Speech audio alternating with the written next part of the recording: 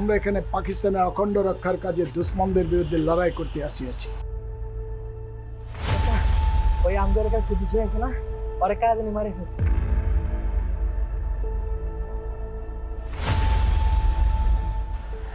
এত রিস্ক নিয়ে আসার কি দরকার ছিল?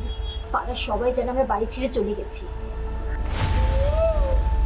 পাকিস্তানের নুন খাই, এখন যদি পাকিস্তানের লোকের নিমক হারামি করি, বিষয়টা অনেক খারাপ হয়ে যায় না?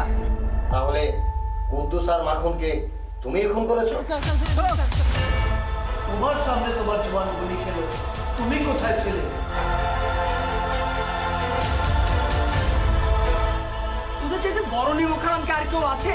আমি তো তোদের বুকে পেশাব করি।